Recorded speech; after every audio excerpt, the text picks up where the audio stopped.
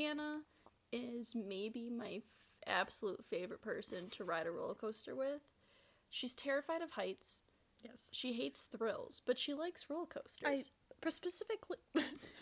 Specifically, I love the feeling when you go down the hill and your stomach drops. That's my favorite feeling in the world. It's a great feeling, but you scream so intensely and so loud that it just makes me laugh. It makes it such an enjoyable experience just to hear you screaming. It sounds like a murder scene. It does. And the best thing is, one time Hannah was riding with a woman and her children in a cart, and me and my brother were in the cart together because we would switch up who's paired together. And we were on the ride after Hannah, and the cart where we were in line, it comes around the corner, and we just hear screaming, and when you could see them, this woman is dying. She's laughing so hard. So then we started laughing because everyone else is also getting enjoyment out of Hannah's screaming. So it was a great time. Yeah. Shout out to Dollywood. Shout out to Dollywood and shout out to Dolly Parton. National treasure. We love Dolly. I'd love to get her on the podcast sometime. We'll hit her up after this. Sounds like a plan. We got that Tennessee connection. That is true. Close to Pigeon Forge. It sounded like you said pigeon porch. Yeah, the Pigeon Porch. Pigeon Forge.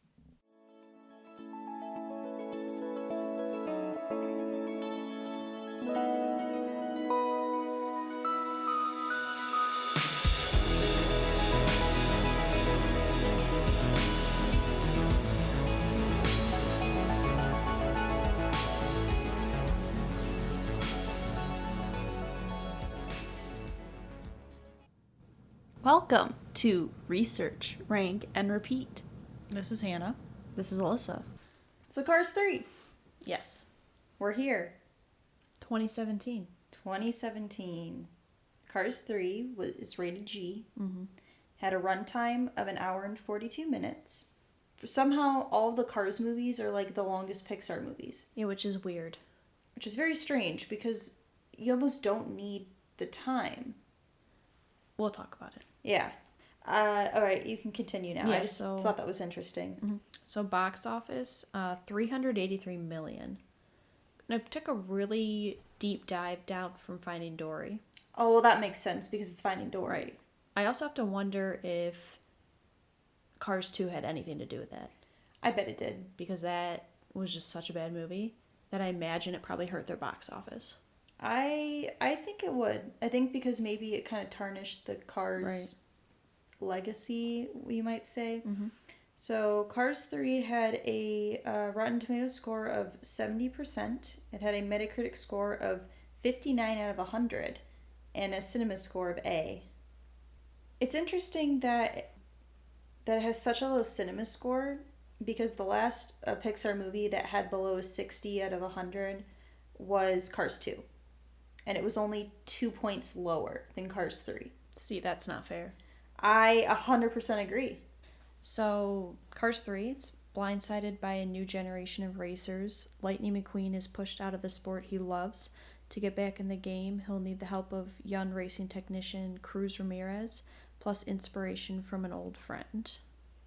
All these descriptions I'm getting are from Disney Plus's website. So, we saw this movie together on Netflix maybe, 2 years ago? And I don't really remember having any opinion about it. I don't remember liking it. I don't remember hating it. But I don't know if it's because I watched Cars 1 and then Cars 2 and then got to Cars 3. But this is my favorite Cars movie. I 100% agree. I, was surprisingly okay with it. My first note was that they did the callback to Cars with that, which I thought was one of the best Pixar intros. I agree. Was that just black screen with lightning talking, and I love that they went back to that in the third movie. Yeah, my first thought was that I noted with the intro, I'm like, this is what Cars 2 should have been, because the thing I always went back to in Cars 1 is that Doc's the best character, and I think I mentioned in the Cars 2 discussion that I thought he should have been more prevalent And I was like, this is what they should have done. They should have focused on Doc and his legacy, and Lightning kind of coming to terms with that. Yeah, and I mean, the second movie, they maybe mentioned him in like one sentence. I think they mentioned him right at the very beginning. And that was it. And I said they've already mentioned Doc more times in the first minute than they did all of last movie. Yeah. This movie surprised me maybe more than any other Pixar movie because of the low expectations I had.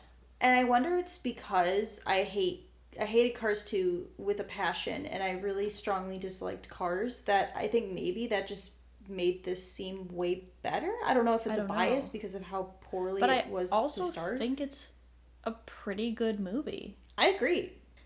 It had a really good plot. I like the new characters. The new characters were really good. The distinct lack of Mater, great. Yeah. Great decision. And I think you still got some of the old characters. Obviously, a lot of callbacks with Doc. You still got some Sally. And they actually make you like Lightning McQueen. Yeah. I have not liked him in any of the previous movies, and I really liked him. And it's interesting to me that I feel like this is one of those rare movies where the third movie happens to just be the best of the whole series. Yeah. It doesn't happen very often. No. I mean, the bar is low, but it doesn't happen very often. But I think what they did is they went back to the things that worked in the original Cars. Yes. And they made them better. Cars 2 went so far from where the first Cars movie was. And I like that this movie brought it back to just a racetrack.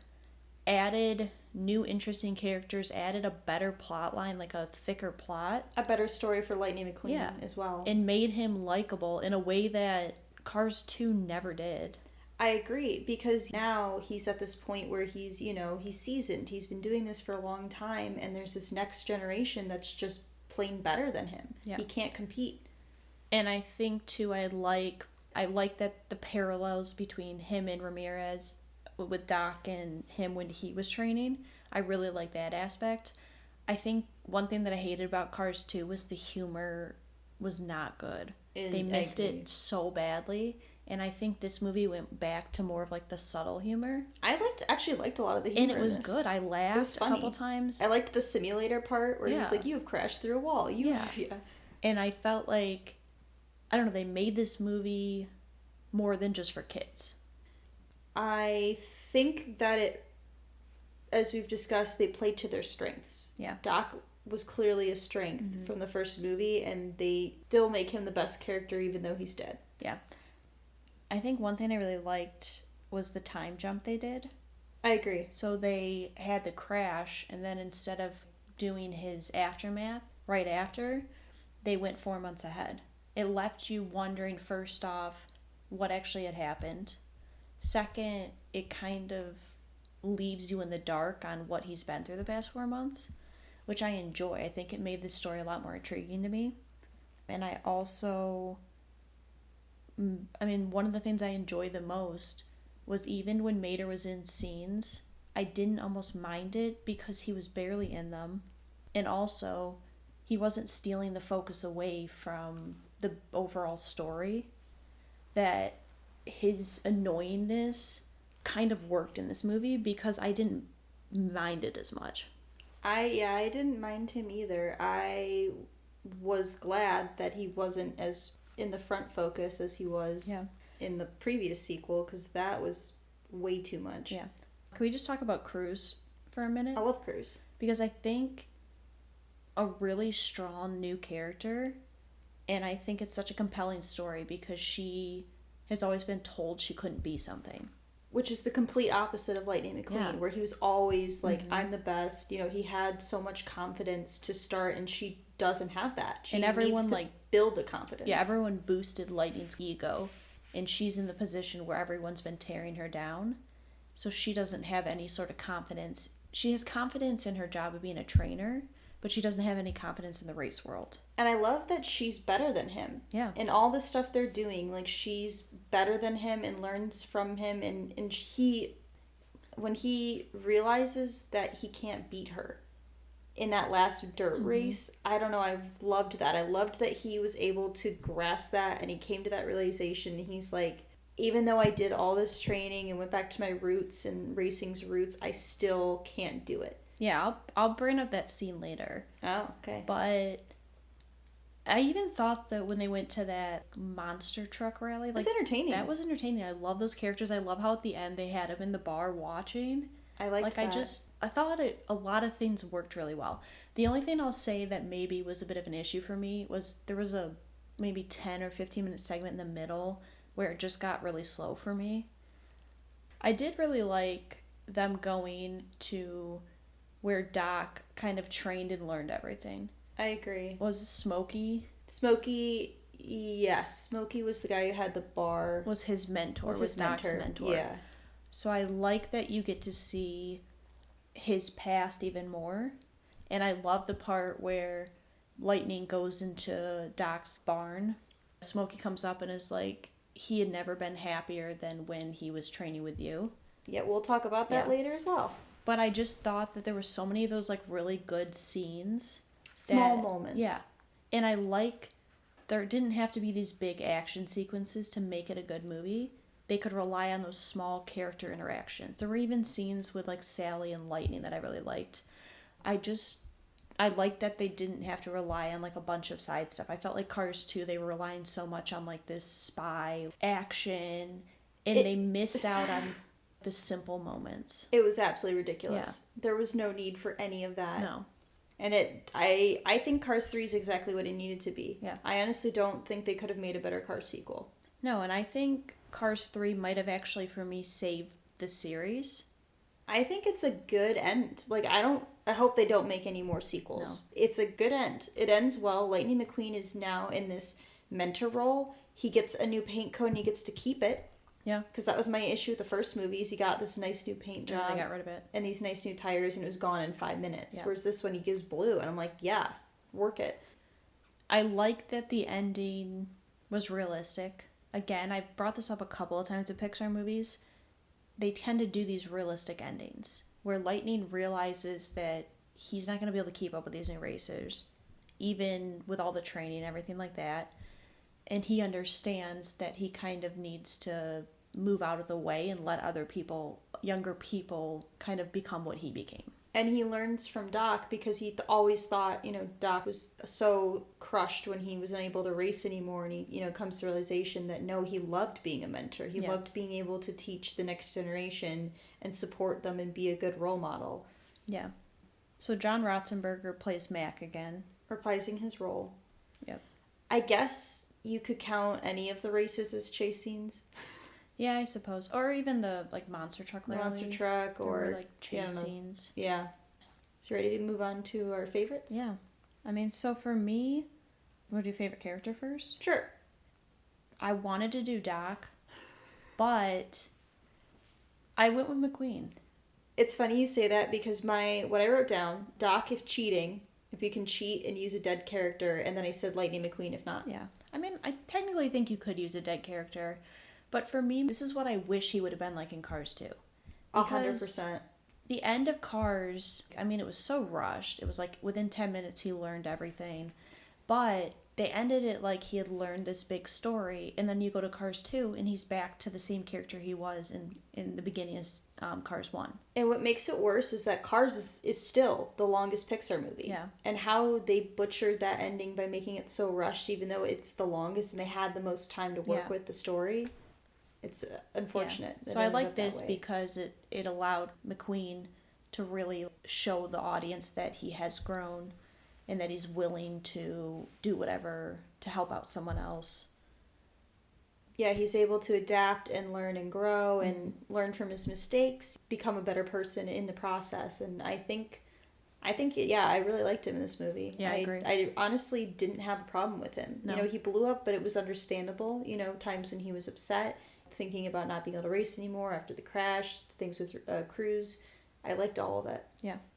So favorite scene, we kind of talked about it, but it's, that scene when McQueen is racing Cruz, and it's just the moment when it's just silence, and it's just his face, and he realizes he can't do it anymore. He can't keep up with her. That expression. Yeah. And it's the moment that he needs to allow Cruz to become like the new star, but it's just that silence and his face just tells you everything. I just loved it. It's very powerful. And it's such a small moment. It's a very small moment. But I was blown away. I really think, yeah, Cars 3 did small moments so well. Mhm. And we also kind of talked about the scene that was my favorite scene, but it's when Sparky, right? Oh, is it Sparky? I've been calling him Smokey. Smokey. It's probably Smokey. Maybe it's Sparky. I think it's Smokey. So Smokey takes McQueen to the garage and just shows him all the letters that Doc has written him over the years and talking about how happy he was. I think it was a good learning moment and growth for him to realize that, like, there's more to racing than just being a star. Like, you can go beyond your stage. Yeah. Instead of being a racer, he can go on to better things and become, a good mentor. You can kind of grow and move on. It's like athletes who become coaches or sports commentators. You can use your knowledge in a different way. Mm-hmm. So my favorite quote, I was going to do the one in the barn where he says he was never as happy as when he trained you or whatever. But I got to give my girl Bonnie Hunt a shout out because we know you love Bonnie Hunt. Sally was like the best part about Cars, let's be honest. Is it from the scene when before he's getting ready to get back out there? Yeah. Okay, because I thought about doing that one. She says, don't fear failure, be afraid of not having the chance. And I was like, that's so true though in real life. People are so afraid of not reaching their goals that they just don't even go for them. And it's like, you never know unless you try. Yeah, you never know what's going to happen. So, you got one shot, one opportunity. Yes. Capture the moment. Mom spaghetti. Just, okay. That would have, on my silly note here, if I would have picked a serious quote, that's the one I would have picked as well. I picked a funny quote. It's when they're on the beach and he just goes, well, life's a beach, and then you drive. Yeah. And I was like, I love it. Great. I didn't pick up on that one either. And then I remember I did rewind it because I was like, wait, did I hear that right? Yeah. I just thought it was a fun quote. I thought that's a good example of the humor. Yeah. I was like, that's good. I like it. I think if Cars 3 was just summarized as anything, it would have just been, like, simple. It was a nice, like, breezy kind of movie, and it was, like, very story-focused and very character-focused and not this grand, epic adventure, like Cars 3 is just kind of like, here it is. It was just so nice to watch. I really liked it. I'm kind of shocked that I liked this movie as much as I did. Yeah. If we're talking about just strictly Pixar sequels up to this point, like, I might only like one other one more. Yeah. I know which one you're thinking of. Yeah. But visually, too. I really like the montage when they're, like, driving across road trip. Yeah. Yeah. Just good on you, Cars 3. All around good. Yeah, I'm kind of surprised I have such good things to say about it. Yeah. I don't remember liking it that much the first time we watched it. I don't either. You redeemed yourself. Somehow. Pulled it together. Somehow figured it out. Come back, kid. All right, we are in the home stretch now. 4 left. Yes. Are you just not gonna? I was trying to think of a joke or a pun, and nothing came to mind. I'm cuckoo for Coco. Cuckoo for Cocoa Puff, Okay. Santa. Let's just stop. There's your joke. You wanted a joke. There you go. I got nothing. Okay. Let's just go into it. The movie is Coco. 2017. 2017. It's rated PG. I wonder if it's because there's spooky, scary skeletons. Maybe. It is almost October. It's Spooky really- season. Yep, to Halloween. Real spooky this year. Oh, God. Yeah. Saturday Halloween. What a shame. It would have Yeah. been great. Well, Maybe next year. it's always Anyway, Coco is an hour and 44 minutes long. How about you hit us with those box office numbers? Yes. I forgot what we were doing. Okay. Box office, 807 million. Wait, say that again? 807 Oh, million. I think you said 107. No. And I went, that can't No. be right. 807. Yeah, 807. Million, Okay, yes. perfect. Sounds about right. So, Coco has a 97% on Rotten Tomatoes, Metacritic score of 81, and an A+ cinema score. A plus. Oh boy. That will be in a future podcast. Will it? Best Christmas Oh, movies. best Christmas movies. You're right. Coming soon. The Bumpus Hounds. Oh, were you gonna say something? Were you done? I was gonna talk about awards. Oh, okay, go ahead. Okay. Coco was nominated and won Best Animated Feature of that year. It also won Best Original Song. For Remember Me? Yes. Okay. I was trying to think of which one it would have been, and I was like, It was has to be Remember Me. I looked it up. Okay. So summary, in Disney Pixar's Extraordinary Adventure, a boy who dreams of becoming a great musician embarks on a journey to uncover the mysteries behind his ancestors' stories and traditions. What was your first note? So, my first note was actually, is this Pixar's first proper musical? In the general sense of there being characters singing their own songs. Yeah, I'm pretty sure.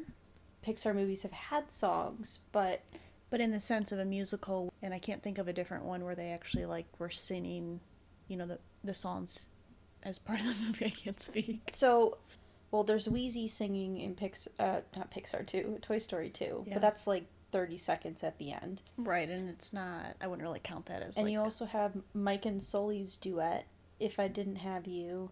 It plays in the credits. Yeah, I kind of wiped that out of my memory. It's not a great song, but they also don't sing it in the movie. It's a post-credit Right. type thing. Okay, so mine was just, like, the animation right at the beginning, with how bright the colors were, and they did the whole intro with the paper cutouts. Like the storybook type Yeah. animation. I love that. Oh, because I don't remember that. No, I didn't either, and it felt so much different than a lot of Pixar's intros, in that there was just so much color. There was just the way they were able to show a story just with no people, actually. And also allow for like the cultural Right. representation as well. Because, I mean, this movie very much is rooted. It's, how am I trying to say this? A lot of Pixar movies I don't feel like have had a huge, like, cultural, I don't know what the word I'm trying to Influence? say. Yeah. And I feel like this is maybe one of the first of Pixar's where they've actually kind of revolved everything in the story. It always goes back to the culture. And it's also a real life thing. Yeah. Like it's based on Right. Dia de los Muertos, Dia de los Muertos. which of is a Dead. real life holiday. It starts on October 31st, Yes. and it runs until November 2nd. Yeah. Okay. Do you have any interesting facts about the movie? Yes, I do. I actually looked up some stuff about the movie. And so what I found out is Coco's budget was $175 million. And it's the first film with a 9-figure budget to feature an all Latino principal cast. Interesting. Yeah. Live action and animated? It just says first film, so I'm assuming so. That's pretty cool. That's exciting. I feel like that's a good thing. Anytime like a movie can kind of do something groundbreaking like that, especially Pixar, with it being movies that are viewed by children mostly. Right. I think that's a good thing for children to see. Oh, I definitely agree. I really liked the way they they incorporated real life and fantasy with the holiday to kind of make it was grounded in reality. And I really liked that it seemed, at least I imagine it's authentic, because I feel like Pixar usually goes very in depth with the way that they, with Ratatouille, hiring a chef, and, they get very specific and try to understand and present things in Yeah. a way that is Accurate. And yeah, they definitely seem to do their research. So I would hope that it is. But I agree with you. I think it really helps the plot of the movie. It makes for a really interesting plot, that it's kind of back and forth between, the real world and like spiritual. And I like the combination of the two. Also, when the people come across the bridge, which is essentially like the bridge between life and death, and they're able to see their family members and everything like that. I think it's just a really unique thing that we've never seen before with Pixar. I also think it's, again, I think I talked about this with, I can't remember what movie, but I like when they do concepts like death and they make it in a way for kids that doesn't seem as scary. Maybe it was Inside Out with like Bing Bong or something. It could have been. I don't remember. I thought I Yeah. mentioned that. I can't remember. But it's one of the things I like is when they make it like less. I don't know. I feel like death is obviously a touchy subject for kids, and how you go about explaining that. But I like the way this movie portrayed it.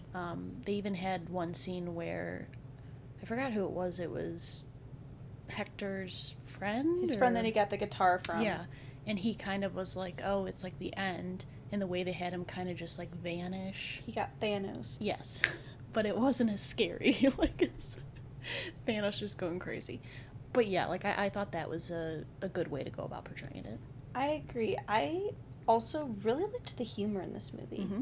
It was kind of a bit more like wacky and not like the normal humor you'd see in Like traditional yeah. Pixar, but I thought it worked really well. Like all the stuff with Miguel, I loved it. Mhm. I was really like his grandma. I loved his grandma. Yeah. Reed, and I'm like, this is great. Yeah, I did mention the humor. I also really like the music's just really great in this movie. Oh, the music is some of the best. Like Yeah. maybe in terms of actual lyrical songs is probably the best Pixar music Yeah, in that sense. yeah, I would agree. I just think there's a lot of things the movie did really well. I loved seeing the passion, Mm-hmm. like especially when he's in his little secret room and he's watching the video, and you can just like see it on his face, like how passionate and how much he loves music and how much it means to him. And I really thought they did a great job with him and his like motives and his feelings, and I just thought he was a really well developed kid, like a really Yeah. well developed child character. I would agree because I think sometimes with kids they tend to be just like one note, and I feel like with him he's so badly wants to do this, but his family's so against it. I mean, for somewhat good reason, I guess. Understandable. Yeah, reasons. understandably. That's what I should have said. But it's interesting to see that conflict and to see how he goes about it. And I agree with you. He's just a really good developed character. I think there was a lot of really strong side characters in this movie, which I love good side characters. And I think that really helped the movie, having really compelling side characters as well. And also a really compelling villain Yeah. as well. Or villain, he's not like a traditional Mhm. villain in the sense, but But they make you care about him because at the beginning... the passion, because Miguel loves him, and so you want to root for him because Miguel's so attached to him. And then there's that moment when you figure out that he's actually kind of the villain. I guess he is the villain. And I would agree with you, like, it does make for a really compelling villain. I also think another thing I really liked was, like, the emotion. We'll talk about it, but... There's some baggage Yeah. tied to this movie. Yeah. This is... We'll get to it. Yeah. We'll get to it. Yeah. Just before we get into anything else, so John Ratzenberger, he played a character named Juan. I don't know. He had braces. Okay. He was the dentist guy, I think. In the... Crossing the bridge. Okay. I thought I had heard his voice Yeah. in that character. It was a very, very, very short, Yeah. small role. There's also a Pizza Planet delivery car. I saw that. Okay. I caught that. And I said visually, this is one of my favorite Pixar movies. The shot when you see like the dead world Yes. and all the houses and Mhm. the color and the design, it's like when you saw Finding Nemo for the first time, Yeah. and you see the water and it's the same thing. It's almost like overwhelming to look at, but it's so beautiful and it's done so well. I love that shot. That's the one shot I was thinking of when I wrote that down. Was Yeah. when they show that, and it's just with the bridge too. It's just so I don't know. I can't even speechless. I also would like to say Hannah is aware of this, but I notoriously hate children's singers. Yes. I don't like children singing. It just doesn't sound right. But I wrote down, I said, I am okay with this one. Yeah, I would agree. You also like the children's choir in Dead to Me. Oh, I did like the children's church. choir. Well, that's because it was so over the top Yeah. ridiculous that it became enjoyable. Yeah. That's right. I did like But the yeah. children's choir in Dead to Me. No, Miguel definitely. I can handle him singing. I think the thing is they found a child singer who has a good voice. He's also. It's a little bit more of a mature voice. The other thing I want to note before we get to the heavy things. Yes. I noticed at the very end of the credits that they had an advocation for children to go to their local libraries if they wanted to learn more about Day of the Dead. Okay. Which I thought was really, or Dia de los Muertos, if I'm, doing an authentic job here, which I thought was really nice that I saw that they're like, hey, if you aren't familiar with this holiday and you want to know more, go to your library, look it up. Yeah, I like that because I think it's good to give them the introduction with a movie, and obviously it only goes so far. So I like encouraging them to kind of go out on their own or have their parents go out and help them do more research and help them learn. I think, the more you can learn about other people's culture, just the better it's going to be. But yeah, I do like that. Let's do character first. Okay. Because I'm not ready. That's fair. So I actually went with Hector. So I was neck and neck between Hector and Miguel, but I ended up picking Miguel. All right, so the reason I went with Hector is because I believe at his core he was a good guy. And he made a mistake in leaving his family, but he was trying to get back to them. And he wasn't able to rectify that because there was no way for him to explain what happened. Yeah, and I said he pretty much did everything he could once he was like a spirit to try and get back. Like he was dressing up as Frida Kahlo. Like... Oh, can we talk about Frida Kahlo Yes. and her ridiculous art extravaganza? I loved it. That was amazing. It kind of reminded me of the scene from Just My Luck when they go to the art and they're like, we are mud or whatever. Yes. That's what it kind of reminded me of. But anyways. It was very much like that. Yeah, but like he basically is doing everything he can just to get back. And there's something so admirable about that. And like you said, he doesn't get a chance to explain himself because he doesn't have a picture up, so he can't get back to... I also really like that concept. I forgot to bring that up. Basically, the way they can get back, cross over to the real world, I guess, is if they have a photo of themselves framed. I actually really like that idea. I did too because, what you explained earlier about Hector's friend that ends up dying for real, that concept that eventually people get forgotten. Yeah. If you think about our ancestors, like, I only know up to, like, the great-grandparents. Right. And don't know anything above that. Right. Eventually, there's just no one who remembers pass on your story. Pass on your stories. Yeah. So why'd you go with Miguel over Hector? It kind of has to go with what I said earlier. I just, out of all of the, like, child characters we've seen in Pixar movies, other than Riley from Inside Out, but that was a little different because she's being controlled by the emotions kind of deal. Right. But other than Riley, I think Miguel is the best developed character for like a child having, his emotions and him, coming to terms with his, family and trying to be a part of his family but also loving music and, gaining confidence and growing in himself even in this, and like he's not perfect. He tries to steal De La Cruz's guitar from his casket. Yeah. And he's also a kid. So he's a kid. It makes it more realistic because kids obviously make mistakes. They don't always follow the rules.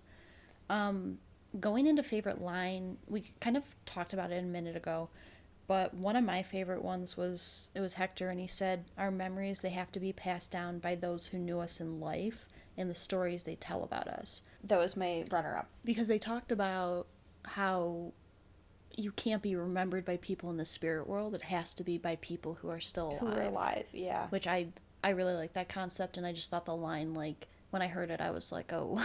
And that, relates to his relationship with Coco, because Coco is the only one left living who knows, and she's forgetting, Yeah. And I kind of had a similar quote to that. That was one I was considering, but I had written down about this quote, like in my notes, just while watching it, but the quote is, Miguel is talking to, I can't remember Hector's wife's name. I'm blanking on her name. Is it Mama Imelda? Is she the one who's his wife? Yes. Okay, so Imelda. Yep. Imelda, because he's talking to her about Hector, and she says, you don't have to forgive him, but we shouldn't forget him. Yeah. And I thought that was a really interesting lesson, to... Hector left his family. He left them alone. They had to survive without him. He did because he was poisoned and died. Was murdered. Right. But that, like, I just liked, I thought it was not that I liked that, but I just thought it was a really interesting concept that it's like, you don't have to forgive him, but you shouldn't forget him. Right. Yeah. No, I did like that line too. All right, I it's think time. we probably both have a favorite scene. So I actually combined two scenes together, Okay. but I imagine one of them One is. of them is. So I cried 4 different times watching this movie. I cried 3 times. So do we want to get, like, personal? I was just gonna say, so the first time I watched this movie was probably a couple months after it came out. I was gonna say I watched it in 2018. Yeah. Since the last time I watched this movie to when we watch it now, we've lost 3 out of our 4 grandparents. Yeah, and at the time we watched it, one of our grandparents had dementia for many Right. years and was at a point where they didn't remember who we were. Yeah. It definitely hit a lot Oh harder. my god. Like, I was a mess at the end of the I movie. was sobbing. And I can imagine, like, a lot of people watching this movie, even if it's not, like, grandparents, but just, like, losing family members. Like, Right. it definitely hits. But, yeah, the scene where Miguel's singing to Coco, Yes. singing Remember Me, Mm-hmm. and the whole family is watching, and she, like, the whole movie, you're seeing her not being able to remember anything, really. And she, like, can sing the whole song along with him. And just talks about him and Yeah. pulls out his photo, and because I know it's not every patient is the same, but I know they've said that music memory is really important in like Alzheimer's and dementia patients, and that can they can be triggered through Right. music and to remember Like, music therapy and stuff. Yeah, music therapy. So What yeah, was your... you said you had 2 scenes? So I kind of combined the two Remember Me's together, like the juxtaposition of Hector singing it, in that past scene of Hector singing it to Coco, Right, and then as Miguel when she was a singing girl. it to Okay. Coco from when she was a girl to when she was, an elder. Yeah. I just liked those two scenes back to back. Yeah. Both I cried during both of them. Yeah. So I mean, it's definitely a very passionate and emotional movie. Oh, 100%. And I felt like this was, out of all the Pixar movies, it felt very personal. Yeah. Like, I felt like, because Inside Out also was Yeah. personal, but this is in a different way. Yeah, where, I would like, agree. Yeah. Where it felt, I don't know. It hits differently. It hits differently. Yeah. And it hit me right in the gut. Oh, it hit me in the throat. Sucker punched me in the I face. got throat punched. Okay. I shouldn't have laughed there, but it was No. not funny. It's not. We're just emotional right now. It drained all the Oh, for emotion sure. out of me. Let's move on to happier Incredibles. things. Incredibles 2. Incredibles 2. A It's a quite different movie. yeah. It was a nice break and a breather. I would agree. So it came out in 2018. It did come out in 2018. It is rated PG. We know why. Mrs. Incredible and her It was rated PG. ass sits. Oh. It's rated PG. Okay, I got you. It is rated PG though. Yes. I got you. But it was also has a runtime of an hour and 58 minutes, which is one of the longest runtimes that we've say. had in quite a while. That's what's on. So box office, 1.2 billion. Of course, we contributed to that. Yeah, and so it's the 4th highest grossing animated film of all time, Really? behind... Toy Story 3? No. Finding Dory. No, it's the highest grossing Pixar film. Oh, I'd missed that. I I'm didn't say sorry. that. Can I guess? Yeah. Okay. Lion King? The 2019. Yes. Okay. Does that count as animated movie? It technically That's does. bullshit. Anyways. Oh, so Beauty and the Beast, the live No. action. No? No, the other 2 are a movie and its sequel. Think like big... Minion. animated. Incredible. No. Despicable Me. No. You're missing a big one. I'm missing a big one. Is it Disney? Yeah. Frozen. Yes, Frozen 2. Frozen and Frozen 2. Yeah, I completely forgot about it. So yeah, so it falls behind those, but it's the highest grossing Pixar film of all Okay. time. Deserving. Yeah, and I mean, I think it definitely helps that Incredibles was such a strong movie Yes. because we've seen how like Cars 2 to Cars 3 was a drop. Oh. I think mostly in due to Cars 2 just sucking, Yes. but I think Pixar was so anticipated because it had been so long since the first one came out. Because I remember I was talking about what the largest gap between a movie and its sequel was, and I thought we decided it was going to be The Incredibles. Yeah, it was either that or Finding Nemo. But I think it was, I remember when trailers started coming out, we were hearing news about it coming out, like, it was so exciting. Oh, I was thrilled. Yeah. So Incredibles 2 has a 93% rating on Rotten Tomatoes, a Metacritic score of 80 out of 100, and a Cinema score of A+. Hmm. It also was nominated for Best Animated Film, but it lost. Do you have a guess for what it lost to? It came out 2018. Animated film. Yes, Frozen 2? What? Frozen 2? No. That came out in 2019. Oh. I will say it's deserving, the movie that won. I'm trying to think what came out. There was one animated movie that got a lot of praise. I feel like I should know it. Nicolas Cage is in it. Oh, that doesn't help me at all. I had no idea. Is Spider-Man Into the Spider-Verse. Oh, okay, yes. Yeah. Yeah. I have not seen it still. Because I was looking at it and I'm like, how did Incredibles 2 not win that But year? that makes and sense. then strange, and then I went, oh, okay, that makes sense. So, summary. Well, Helen is called on to lead a campaign. I said that weird, did I? I Campaign honestly didn't hear what you said. To bring back the supers, Bob navigates the day-to-day heroics of normal life at home with Violet, Dash, and Jack, whose superpowers are about to be discovered. Their mission is derailed, however, when a new villain emerges with a brilliant and dangerous plot that threatens everything. So my first note is more, I would like to start off with a question to you. Okay. Something I thought about. Incredibles 2 picks up pretty much right where the first movie left off. Do you think that was a smart choice? Or would you have liked to see a time jump? That is an interesting question. So, I think it works jumping right into it. I think that's better because as, the movie goes on, like, superheroes are still illegal.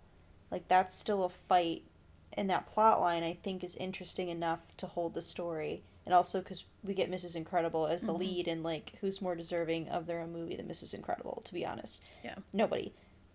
Yes. And I feel like a time jump could work, but then the dynamics would have been very different. Because let's say, Violet and Dash, are older, I don't know if you're thinking like adults or like just a couple years. I was probably just thinking like a couple years. It's still like the dynamics are different, and the dynamics with Jack are different. And I don't know.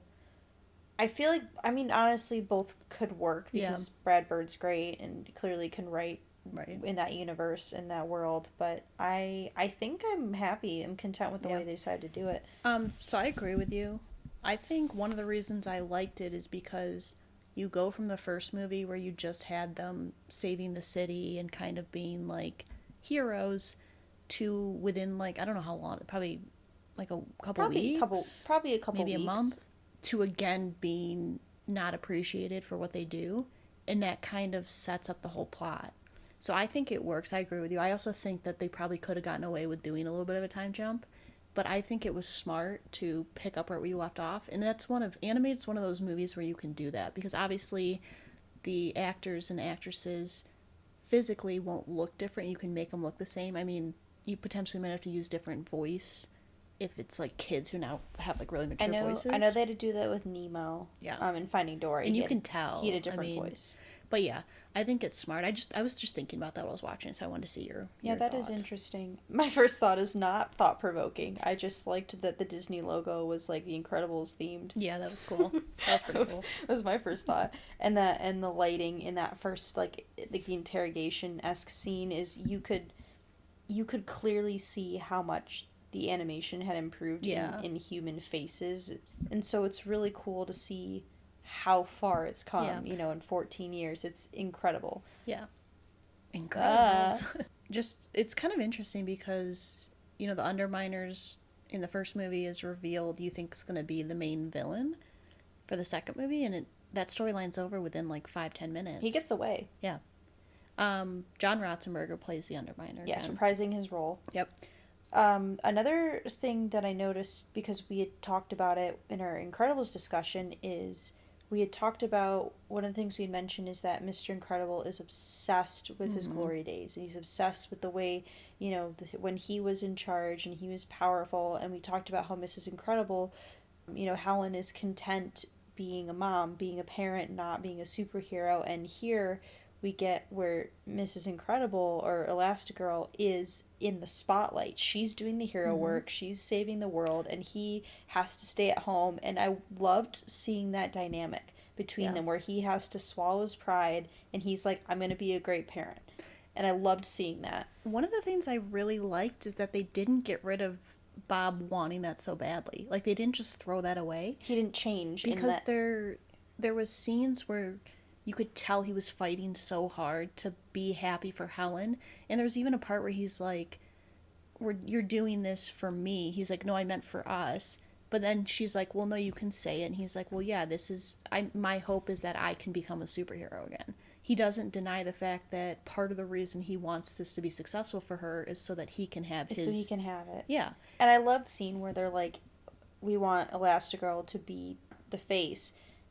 Frozone fist bumps her. Yeah. He fist bumps her and Bob is like, wait, what? That doesn't make sense. Right, he's like taken aback. Like, Frozone is immediately supportive and he's like, yeah, you get it. And well, and I think Frozone from the first movie too, he was more satisfied with his life too. A support role. Yeah, because remember the beginning, he's like, what if we did what our wives thought we did? Like, I think he kind of wants normalcy as well. Yeah. I think Bob is just so caught up with kind of being back to what he used to be.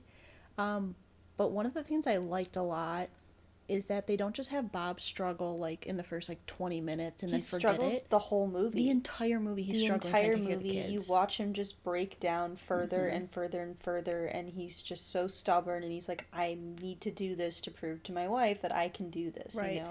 And I also think he wanted to prove to himself that he could be a good dad. Well, I think because he knew he was obsessed. Like, he was aware that he's obsessed with being, that he wants that life, and he's like, I need to do this, I got very Cheaper by the Dozen feels. I did as well. Because I did as well. It's the same where, Steve Martin's, like, struggling to take care of the kids, and then there was a specific scene where Helen calls Bob from a hotel room, and I was, like, picturing Bonnie Hunt. Can you send me out 12 pillows, please? Yeah. So, I like that. It was kind of like I guess it's something that's done in movies before, but I do like the shift in dynamic between the two of them, between Helen and Bob. Yes. To shift gears a little bit, I love how much screen time Mrs. Incredible got just being on her own. Doing her own, investigative work, doing all of, saving by herself. I loved that she got what Bob got in the first movie, because he got a lot of his own solo superhero saving time and training and I love that they gave her that bike because it allowed her to utilize her powers so well. I was watching that and I was blown. I didn't remember that. No, I was blown away with the way they were able to the utility with her power. They were like, I don't know who thought of that or how they decided how they were going to make her powers work in this movie, but just the way the utility and the creativity, I was wow. It was the so scene cool. where she's trying to catch up to the train. Yes. And it's kind of the first time you see her on that bike. Yes. It's just like, that's everything I wanted. Spoiler, that's my favorite scene in the movie. Yeah. Yeah. I mean, deservedly so. I ended up going with a different scene, but that would have been my favorite scene. Jumping ahead, I just felt like I needed to pick an action scene. Yeah. And it blew, I was like so engaged with that scene. Yeah, and I like that she doesn't have to worry about the kids. Yep. She trusts Bob enough to know that he can handle. I mean, she asks about them when she calls, but I like that she's not so focused on the kids that she can't be her own person and be able to be a hero. And just every action sequence with her, like, I felt like they introduced a new aspect of her power, and I was like, okay, like... I loved it. Yeah. I loved that so much. What are your thoughts on Jack as a character? I'm mixed feelings, because I think some of the humor with Jack really worked. One of the scenes that made me laugh is, it doesn't really have anything to do with his powers, but Bob's, like, reading a book to him, and he's falling asleep, and Jack, like, slaps him in the face. I think at times Jack was a good addition, but I also feel like it was just overboard at times. I just felt there was too much of Yeah. him. Like, I liked the part where, like, when Frozone Lucius comes over Mhm. and they're like, he's showing him the cookies and, Right. and everything, and there's that part where they're just sitting on the couch together, and he just has this, like, look on his Yeah. face. Like, he's like, what are you doing with your life? Like, But what is this? Part of me was like, thought they spent too much time on him. I agree. It's fine. He's a fine character. I just didn't need as much. Yeah, I would have preferred to have more time spent on Dash or Violet. I agree. Just because those are characters that have been developed in the first movie, and I don't necessarily feel like we get to see as much development, at least power-wise, with them. I wish we would have been able to see a bit more. Yeah. Them develop. Helen and got so much. Mm-hmm. I mean, Mr. Incredible's power is his strength. Well, and he got development a lot in the first movie. And he got emotional and Yeah. mental development into parenthood and whatnot, which I think was what he needed this movie, as he was not the lead. I think that was the right choice. Yeah. But I wish we would have been able to see a bit more, because they really only got to do stuff at the end of the boat. I think one of my issues with this movie also was the new side characters. Yeah. I didn't really care about them. I didn't really care about any of the new supers. I will say the one I liked. Well, you like the one voiced by Sophia Bush. Yes, because Void. she's voiced by Sophia Bush. because it's Sophia Bush. She had cool powers. I wish they would have done more with her. Yeah, see, like that's what I wish maybe the time spent on Jack Jack would have been for some Like, of those. make her sidekick. Yeah, because she, out of all the new people introduced to me, had the most interesting powers. I mean, they did a lot of stuff with her, but I feel like Yeah, you've could done have a done lot more. Yeah. I will say though, Villain. Screenslaver, Great. one of the most compelling Pixar villains. I think the complexity with her character and her relationship with her brother and her parents and her views towards supers, very compelling. Like really smart, obviously. The thing I really liked is it's interesting how both siblings live through the same tragedy, and with their father being killed, and they kind of come out of it in different ways. Yeah, they took different things away from Yeah. it. So Winston sees it as because the supers were banished, that's why they couldn't get to the dad. Whereas Evelyn sees it as since the dad relied so heavily on the supers, That and he wouldn't- didn't go to the safe room, the that's mom why wanted he to go to died. right. So I really like that. It's interesting. I just think I like how you don't really know. I mean, you can kind of, I remember when I first saw it, I kind of could figure it out. Eventually, you can put the pieces together. But they're masked the whole entire time, the screenslaver. So you never really know who that villain is. And that fight in the apartment is very intense. Yeah. It's a very intense. That's probably why it's rated PG, because she's getting zapped. Yeah, I and- remember, like, I was like, if I were a kid, I might be a little scared little because it's like scary, a yeah. dark room. There's a I bunch just of thought of lights. something. What? So when we went and saw this movie, Did you get scared? no, we were sitting in the theater and they play the Pixar shorts, Oh my god. and it was the short Bow. where the lady has her dumpling kid and just eats him at the end. And I remember it was the first time either of us had seen it. We literally both just looked at each other. I gasped in the theater. And no one else had a reaction. Nobody else reacted. And me and Melissa just looked at each other like, did that really just happen? I gasped. I made a sound Oh, because I was God. so. I just thought about I that. was like, she just ate her child. I Yeah. get the symbolism, but yeah, you're right. I'd I just forgotten thought about that. What I'll say about Incredibles 2 is I don't think it lives up to Incredibles. Here's what I'll say. I don't think it's the best Pixar sequel, but I just love that family. No, I agree. I love that family, and the story is serviceable. It's there's a compelling villain. It's a solid story. I think there are a few issues, some things. I'd say a little bit of the plot in the middle Yeah, got slow for me. there's a few things here and there. Like Yeah. I think it's a solid. No, it's definitely it's a solid. solid movie. It's definitely I probably solid. ranked it higher than it deserves to be ranked. But I think I ranked it pretty high. But I just love the family. I Yeah. love the character dynamics. I love the powers. It does, both the first and the second one do a really good job of making all the main characters really likable. 100%. I talked about it in the first one. Kid characters sometimes annoy me. I'm not really annoyed by the kids, Violet and Dash. Like, I think they're both really good, compelling kid characters, especially because they're side, they don't get a ton of time. But no, they do a good job of making all their characters likable. Speaking of characters, who was your favorite? Oh, it's Oh. incredible. Are you kidding me? Yes. Who else would it be? There's no other answer. There's no other choice. I just wrote, I mean, so I'm glad she got it. I just wrote she's a badass. Yeah, I wrote she's so cool. Yeah. And I already talked about, I think the best scene in Okay. this movie is the bike and the train chase. The Just- only Yeah. reason that I picked the scene I picked was simply for the music. That's It's- in the first movie, that's why I picked Yeah. the scene I picked, was because of the music. It's the final scene when they're trying to stop the boat and turn it. It's just the music playing Oh, it's so good. with the action, because I love the scene with her that you picked on the motorcycle. That was going to be my favorite, and then I heard that music and I was like, it's just simply because the music was done so well. That was one I was considering as Yeah. well. I thought about that as well. Favorite line. So I did this one mostly for how it was delivered. Okay.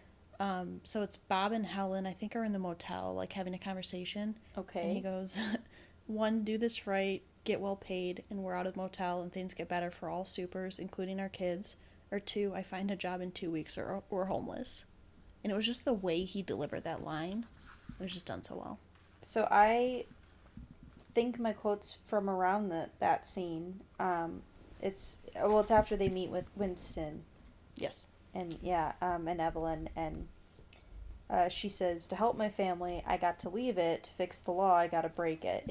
That's actually the same exact scene. Is it? I was gonna say, I feel like it's the same Because scene. when I did Yeah. my favorite line, I just wrote down the time thing and I said multiple lines could Yeah. be my favorite scene. Because that was actually a really good scene. Yeah, to show, I love that scene. Bob and Helen's dynamic. Mhm. Because that's when he's kind of like, yeah, you're right, I'm doing this partly because I want it for myself. Right. And I thought that whole scene was done really well. There was really good lines in it. But yeah, I mean, Incredibles 2 is just simply incredible. Incredible. All right. All right, now on to another sequel. So we have reached the point where the last 2 movies neither of us had seen ever before this ranking and list, We and were going in order. Going in blind. Going in completely blind for Toy Story 4 and onward. So Toy Story 4 came out in 2019. It's rated G. Back on the G. Yeah. I'm gonna stop myself Okay. right there. Let's just not. We're back to G Yes. instead of PG. And it's an hour and 40-minute runtime. okay. Box office, it stayed above $1 billion still. It was below Incredibles 2, but just barely. Okay. So Toy Story 4 had a Rotten Tomatoes score of 97%. It had a Metacritic score of 84 and a Cinema score of A. It also won Best Animated Feature last year. Yep. So, summary of Toy Story 4. When Woody, Buzz, and the gang join Bonnie on a road trip with her new craft project turned toy Forky, the innocent little spork's hilarious antics launch Woody on a wild quest filled with unexpected new characters and one long-lost friend. I don't know. I'm so... I was going to sleep on it. And Were you confused by this movie? Yes. Okay. I was very confused. My first thought I have is I'm really not sure what to expect because I thought 3 was a great ending. Mhm. I thought that was a great way to end the series. I didn't think we needed a 4. any more. And this movie was, I still don't know. Yep. And I still am very confused. Yep. We can talk about it. I just want to, so my first note, I've been so curious about Andy's mom because we really don't know anything about her. We don't know anything about her. It's so interesting to me, and I've said this before, that I guess we don't need to know anything about his mom, but for some reason I just want to know a little backstory I on know. her. And then I was excited because I saw that guy walk in and I was like, is this her boyfriend? I was like, That was so weird. I was like, if that's not someone she's seen, she literally just let that man into their house. yeah, so that's why I thought I missed the context maybe or something because I was like, wait, who's this guy? Like, is this like a stepdad or something? Yeah. But then it didn't I think seem it like was that was someone right. she knew. I don't really know. I'm not sure. I knew going into this movie that it was focused on Bo Peep. And I was very interested to see how that would go because of all of the side characters from Toy Story, she got the least amount of time and things to do. Toy Story 1, she's just kind of like Woody's love interest. Yeah. Toy Story 2, she doesn't do anything. Toy Toy Story Story 3, they just got rid of her. They also didn't really mention her. Maybe They mentioned her once because they were talking about all the toys they lost, and he's like Bo Peep. And then at the beginning of this movie, we get this weird rescue mission in a I was so confused. in the gutter. And I was like, what's happening? That's when she, I guess it was 7 years back from that current time. Right. That's when she Was taken in a was box. taken. I was so confused. I was very thrown off. I thought it was a very touching scene with her in the box and Woody in the box where she's like, you could come with us. And Yeah. he hears Andy calling and he's like, I can't. He's my kid. But I felt like I had missed something. Yeah. Like it felt just very disjointed or something. I don't know. Yeah, and then jumping ahead a little bit, but I felt like some of the characterizations were really off. Yeah. Like Woody, the whole point of the third movie is Woody being, wanting to be supportive of Andy, but then also being like, okay, well, I can be this new child's toy and, and I can be there for her and support her and love her. And then I feel like he just decided that he wasn't, because he wasn't the number one toy, he immediately was like, nah, I'm done. Yeah, and he even, like, at the beginning, when he kept getting left in the closet, he, like, basically snuck into her backpack so he could be with her. Yeah. And I didn't like that because I felt like, I was like, did we not just end the third movie with this whole, me finally liking Woody for the first time? I know. And then he's back to and then, Toy Story 1. because it was weird because remember Andy was going to try to keep Woody, but Bonnie, like, was like, that's my cowboy, and, like, I mean, clearly kids, they have different preferences of their favorite toys, that's, I mean, look at And Forky. I think when you're younger, too, your favorite toy changes a lot. Yeah, but it just seemed odd. And then, do you feel like Buzz was really incompetent in this movie? Yeah, Buzz, I didn't like what they did with his character. I wrote a note about that because I was like, Buzz, I feel like he was always the one with the plan. Right. I wrote down, I said, why is Buzz now incompetent? He led the mission to the department store, Right. Al's Toy Barn. I feel like with the new characters they added, it took away from All the old characters. pretty much all the old characters. Jesse did nothing. Bullseye was non-existent. No, Jesse was basically just there for I plot. here's what I'll say. I understand Mr. Potato Head basically had 0 lines in this movie. His voice actor did pass away. Right. Before this movie came out. I understand that they wouldn't want to replace him, but like Mr. Potato Head always had the best lines, Yeah. like the best one-liners, and I was really missing that. Him and like Rex. And Rex, and I just they were just there. They were just there to be in the background. So John Ratzenberger reprises Ham again. The humor, just I want to talk about a specific scene because I was so thrown off. The humor was all over the place. So Forky gets made and he keeps trying to crawl in the trash, and they ham-fisted that joke into the garbage trash where it belonged, because and then there was a song. There was a whole song montage about him trying to climb in the trash, and I'm like, what is this? I was like, what am I watching? I wanted to believe there was some deeper meaning, and I was trying to convince myself that maybe Forky didn't understand his value and Woody was trying to show him his value, but I really think it was just, he kept saying, I'm a spoon or a spork, I'm made for trash, like I get used and I get thrown away. Forky... Now, don't get me wrong, I love Tony Hale, love Buster Bluth, he's a monster, we all know this, but Forky is maybe the worst Toy Story character that there's ever been. I would equate it to how I feel when Mater comes on the screen. Not as bad because I hate Mater, but he's less invasive into your face. I just felt like Forky took up so much time, and I would have loved to see more of the bunnies. Okay, but here's my problem. The problem I have is I loved them, I will talk about the best humor in the movie, but I only heard Keegan-Michael Key and Peele. Yeah. I didn't even know they were in this movie, but I was like, that's Yeah. Keegan-Michael Key, and I'm like, that's probably Jordan Peele. I'm like, it's probably Key and Peele. But I will say, I got one genuine, like, hearty laugh out of me.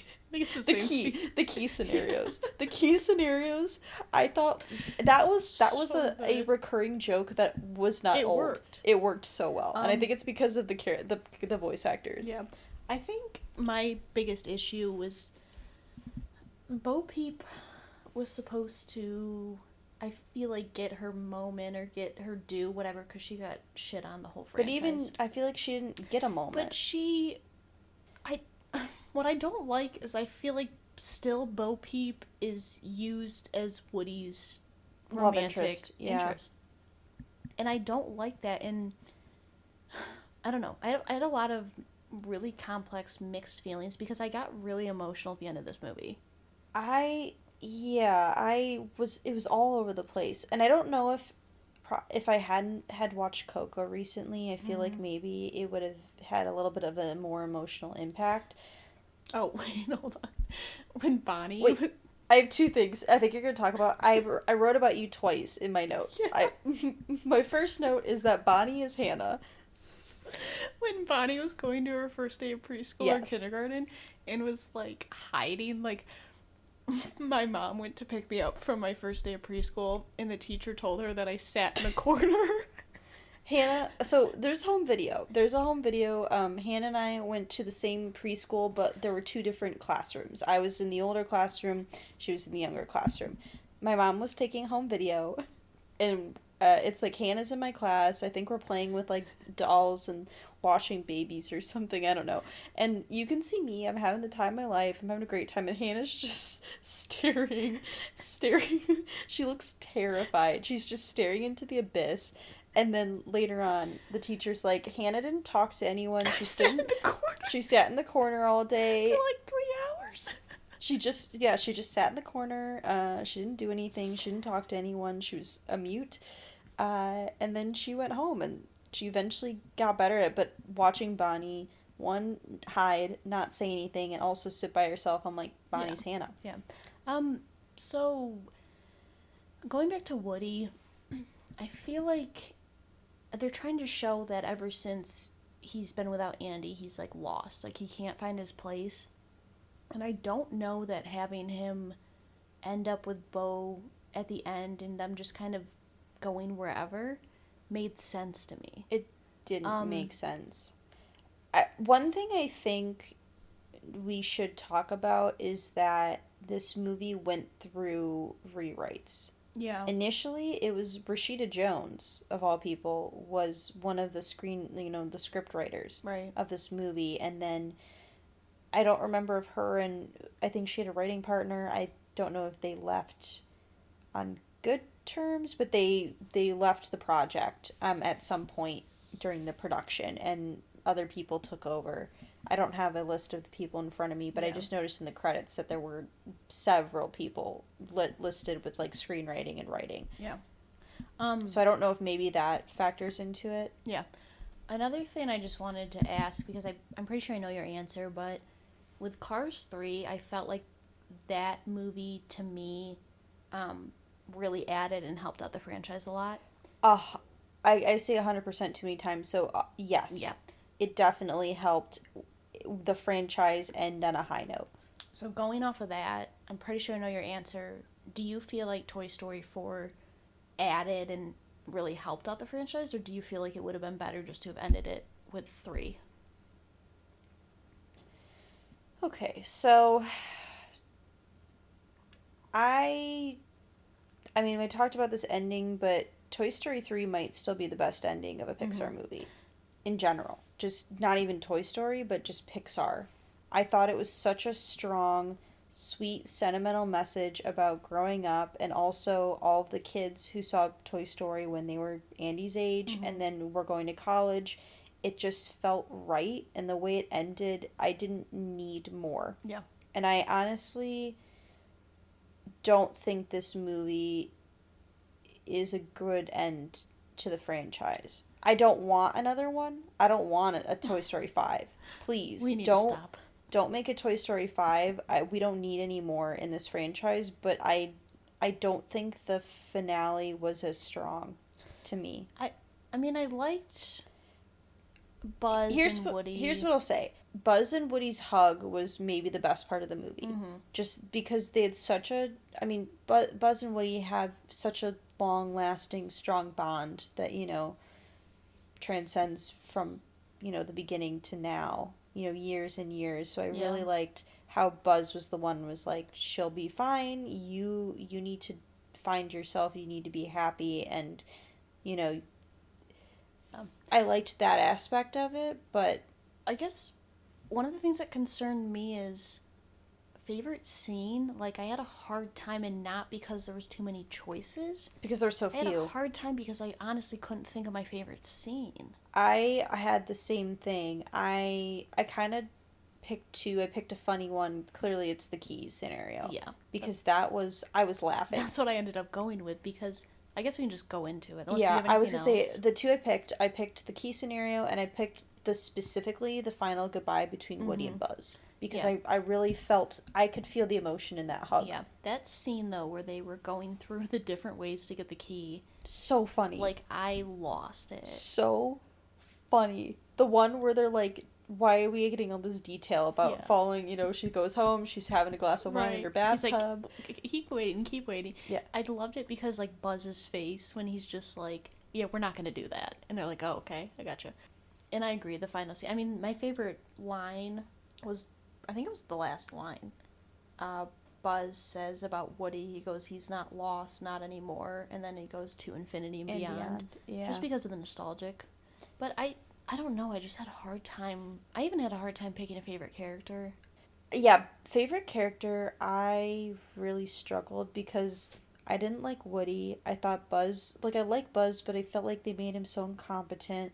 And then I was trying to think of who's the other leads. Well, we haven't even mentioned the antique store. I just, like, didn't want to talk about that. It was creepy. Here's my second note.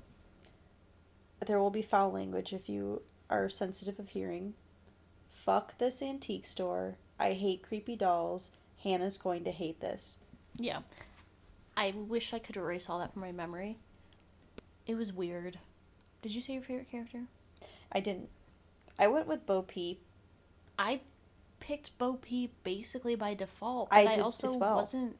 I wish her character could have gotten better. I had to pick her because I wasn't going to pick Woody and I wasn't going to pick Buzz, and there really wasn't another main-ish character to pick from. I don't know. It concerns me that I feel like for a lot of movies I've had either 2 or 3 people I'm picking between favorite character, and there's usually a couple scenes and lines. I mean, the first Toy Story was one of the hardest to pick a line for. It was there were very so hard. many. Personally, I don't feel like this movie for me added much. Yeah, I don't think so either. I was really happy with the third, how it ended. I And- mean, clearly I know why they made it, because look how yeah. much money It's it a made. money grab. But we had talked about this. We said when we finished Toy Story, we did the podcast Toy Story 3, we said, how do you go from such that good ending, such a perfect ending like that, and find a way to make it work? And I don't feel like they did. I don't think so either. I don't know. I don't know. I just feel like the story wasn't good. No. I'm ready to move onward. Oh, I didn't do my quote. I'm sorry. You didn't let me do my quote because you kept talking over top of it and you dragged on too long. I'm sorry. Was such a good...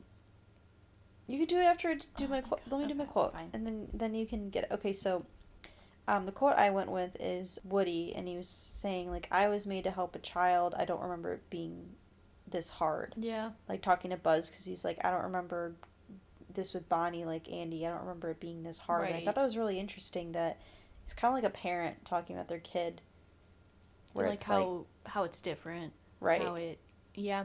Like when the transition from my brother to me when I was a menace. Terror.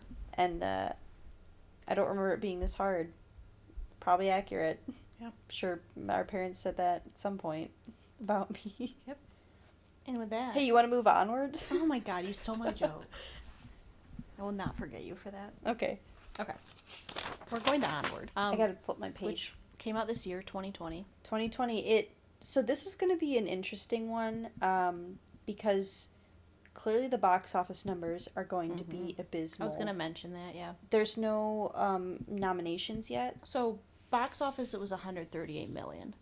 which is crazy. Which, obviously, it came out right when the pandemic was starting. Came out, wasn't it? It Like was March. 2 weeks right before everything Yeah. shut down. Most So, places. obviously, the box office... And then it got released to Disney Plus, Disney like, Plus. pretty quickly after. So, obviously, it was going to take a huge hit. So Onward was rated PG, runtime of an hour and 42 minutes, and in terms of ratings, it has an 88% Rotten Tomatoes score, a Metacritic of 61, and a Cinema score of A-. So summary, it's in Disney and Pixar's Onward, Elf brothers Ian and Barley get to spend a day with their late father and go on a quest. When their mom Laurel realizes her sons are gone, she teams up with the Manticore to find them. This is interesting because we both just watched this. Today. We watched it separately, but we both watched it within Today. the past like 5 or 6 hours. Yes. So I haven't really had time to fully process it. I haven't either. I'm also very conflicted on it. So, in terms of this being a Pixar movie, it doesn't feel like a Pixar movie. I would agree. Except for the ending. Feels Pixar. Yeah. But I was just watching this movie, and not that I didn't like it, but I just... Something about the way the movie was either, like, presented or the story, it just... This is like the Good Dinosaur levels of it doesn't feel like Pixar. I would say it was better than The Good Dinosaur. Oh, I mean, not in terms of, like, actual I quality got of the you, movie, though. but in terms of it just Yeah. not feeling like there wasn't that Pixar spark Yeah. to it. I mean, my first note was I don't know what I was expecting, but it wasn't this. I also said, I know next to nothing about this movie, but it seems pretty intense from the get-go. There was already, like, some crazy music going on. And it was very like Lord of the Rings-ish at the beginning. It was. I was like, is that Gandalf? Gandalf, we must turn back. What I will say is it's interesting because Pixar doesn't do a lot of like really fantasy, like, what am I trying to D&D It's kind of like campaign. Dungeons and Dragons, Yeah. like, so that was interesting. I struggled though with some of the voice because I couldn't not hear Chris Pratt. I actually wrote a note about that because I knew Chris Pratt and Tom Holland were the brothers. And it was Right. interesting because I couldn't really hear Tom Holland. No, but As Ian. Ian. I couldn't hear, I was trying to remember which but one all was I Ian, could which was hear Barley. was Andy Dwyer. That's what I was going to say. Tom Holland, like, props to Tom Holland for doing a great voice acting because I barely, like, at certain points I could kind of hear him a little bit, Yeah. but at the very beginning of the movie, I was like, I know this is Tom Holland, but I couldn't hear him. But then I heard Chris Pratt, and I'm like, oh, it's Chris Pratt. I think Okay. if I hadn't known it was Tom Holland, I probably wouldn't have have known. known. Also, Julie Louis-Dreyfus, I could tell it was her. I could tell She it was the her, mom. and she's back. She hasn't voiced a Pixar character since Yeah. Princess Ada. And John Ratzenberger plays a character named Fenwick. I also thought I heard Bonnie Hunt in there. I thought I did too. Okay. Did you feel like Ian was very Linguini-esque? Yes, I literally, That was one of my notes that I wrote down. I literally was like, he reminds me very. He's not the typical, like, main character. I will say it was very creative in the way it did certain things. Yep. Like, who thinks about resurrecting your dead dad, but all you get is legs? Yep.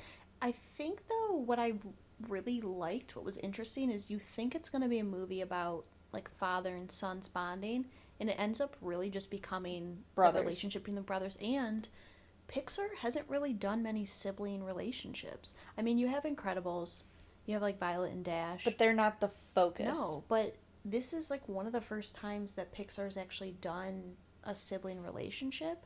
Yeah, I was thinking about that, and I couldn't really, because I was like, we've got, like, mother-daughter, we've got, like, parent Right. and, They don't do child. a lot of sibling relationships. I really like their dynamic, and I think it's similar with Monsters Inc., where it really relies on character interactions. I agree. The character relationships really drives the story, because I felt like the plot was confusing at times. It was The plot had some issues, I think, in terms of pacing. and I didn't necessarily think it had the strongest side characters. I really liked their mom, Yeah, but I agree. There was but like the the- random side characters, like the Pixies, boyfriend, centaur boyfriend. cop, Boyfriend. It was, whatever. I don't know. It was strange. But I did Can like the we relationship. wait? Talking about the centaur boyfriend, were you disturbed when he just randomly had like long hair? And slapped his own ass. And ran away. Yes. I literally wrote the last couple of minutes is the weirdest thing. It reminded me of Blades of Glory, where they just shoot off in the sky. And they went off Grease style It was in a flying so car. strange. I think for me, one of the things that I did like is that Ian thinks that he needs his dad for all this stuff in his life. He has like a list of everything. And he realizes towards the end of the movie that Barley was the one who Was always there for was him. encouraging him and the and- one who taught him all that stuff. Basically, was his father Yeah. figure. And I kind of liked how they ended it with Barley being the one who got to talk to the dad. I thought that was a nice twist Yeah. because I felt like the movie was the whole time was setting up how Ian wants this relationship with his father. You know, he starts the movie wearing his sweatshirt. You know, he's the one who has the magical powers. He's, you know, doesn't have any memories of his dad, and he doesn't have anything to hold on to. And Barley, you know, I really liked that. Basically, he tells him that his last memory of him is bad, that he Yeah. regrets not being able to say goodbye to him because, I mean, he was a kid, you know, and he was scared because he said all the tubes and everything. And I liked that Ian was able to put aside his feelings and realize that you had a father. You need to get closure with him, Yeah. and I have you. You know, you're Yeah, he said, "I never had a father, I had you." And the exact quote, if we're going to my best quotes, Sure. is I never had a dad, but I always had you. yeah. My favorite quote, because I was about to talk about, Barley is kind of always seen as like a screw up. And I think in him being able to realize that he basically raised Ian, he sees that he's been able to do something right. My favorite line is Barley says, he goes, "It's not fair for you to call me a screw up if you don't give me a chance to do one thing right." And I thought Yeah. that was like, I was like, yeah, because they're dynamic, because he's always this screw up, but it turns out that he was the reason that Ian Grew and became more Yeah. confident in himself. and Ian, you know, has always been afraid and has always wanted to be like his dad. And this whole time he didn't realize that Barley really was that like father figure for him. Yeah, I thought that was really, really the strength of the movie was Yeah. the brother relationship. As I wrote, men supporting men, always nice to see. Yes. I really liked their relationship and the way it was portrayed and the way it grew. I really liked that part, you know, where he was attached to the rope and then the rope disconnects. And like Barley's like tearing up. Yeah. Like he's almost crying. That was actually my favorite scene. Okay. Because so Barley doesn't want him to freak out. He's trying to keep his confidence, but you can see it on his face, just like how much, because he Terrified. realizes that if he doesn't believe in every step he's taking, he's about to fall and basically plummet to his death. Exactly. But I also like that scene because at the end he crosses and he goes, "I needed the rope," and he's like, "Well, you didn't, He's like, you didn't need because it. you made it." So I just like that scene. I like because it showed to me, that was like that to me defined their whole relationship, that moment. Since we already talked about this scene, I'll just say my favorite scene was the checklist where he's going through and realizes his brother's been doing all these things with him and is, you know, been there for him. He kind of like flashes back and sees Yeah. and realizes that Barley was the one who was there for him. My favorite character was actually Barley. I picked Barley too. Yeah. I don't think we've seen a Pixar character like him before. No. And I really liked that they made him such a likable character, but he clearly has flaws. You know, he's carrying a lot of baggage that, you know, find out later. Yeah, and he's had to grow up a lot. He had to basically like raise Ian. I mean, help raise He his has to mom. grow up himself, but also, you know, be there for his Yeah. brother. And I mean, he said himself in other characters, like, he's a screw-up, but the most important thing, he didn't screw up. What are your thoughts, just before we end talking about this movie, what are your thoughts on the role of the dad in this movie? Okay, so I actually really liked that they didn't have him be able to, like, talk. I don't know, I liked that he wasn't a vital role. He was there, but not... He didn't really have any... Like, he didn't do anything that helped them with their quest. But to me, he was there to help the relationship between Barley the and brothers. Ian, because when they would fight, they would both kind of look at him and realize that the dad's there and all that. I think he was kind of the like a catalyst bridge. or Yeah. like the bridge between the two brothers. And I like, even at the end, you don't actually get to see the dad up close. You just see his back shadow. You get to see the photo of him at the end. But we you do don't see photos. You don't really see him, and he also doesn't talk at that point. He talks on the, they have the video record. Well, I mean, he talks earlier, but not Right. in that moment where him and Barley have that. I did like how that scene, how Barley kind of relays the information to Ian. I did too. I liked that we didn't get to hear it. I liked that we got to see it through Ian's eyes. It's like the showing, not telling. Yeah. So I did like that, and then they just did that bizarre final, like, 2 minutes. It was so weird. I don't know. But, I mean, I definitely think it was a solid movie. I think so, too. I might have to watch it again just to really see how I feel about it. This is the movie I think that's the most subject to changing placements on my ranking. Yeah. I feel like it could go in either direction from where I ended up putting it based on a second viewing. Yeah. Before we get into ranking, which we will get into, and it will be the next episode. Onward's the last movie, although we should say that Soul is coming out. We'll see, because everything's been delayed. It was scheduled to come out in November, but I am really looking forward to Soul. But yeah, we've reached the end. We have researched. I have filled half of a notebook that I'd already written in some of, but... I typed my notes, but I probably have like 50 pages worth of notes. It's honestly feels like we've been doing this forever. Yeah. We talked about it. Over the course of about 2 months is how long it took us to watch 22 Pixar movies. Yeah. I mean, it's so interesting to watch them in that short of a span. And also watching them in order. Yeah. Yeah, it's been quite the ride. It's definitely interesting because I feel like I picked up on things that I wouldn't have watching them in order and being able to see the progression. And also, like, some of these movies I hadn't seen since I was younger, so just picking up on, like, adult humor and stuff like that. But yeah, we are going to rank next episode. Yep, we'll be back, and we will give you our official rankings, and then you can roast us. Yes, I want Alyssa to cry. I'm not gonna cry. I don't really care. I mean, if I do, I still do, though. I know we talked about this probably maybe in episode 1 or 2. I don't know. We haven't finished editing those earlier ones, but I asked you to tell me if Cars 2 is your favorite movie. Please tell me why.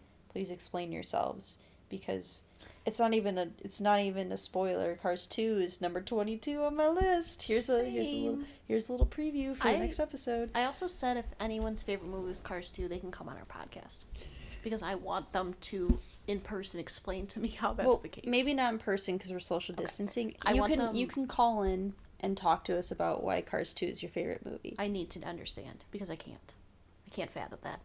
And on that note, bye. We would like to thank Joseph McDade for our intro music. He provides free music available for all kinds of creative use. The song that we used is called Sunrise Expedition, and you can find it and his other music on his website, josephmcdade.com. If you would like to find us on social media, you can follow us on Instagram by searching Research, Rank, Repeat.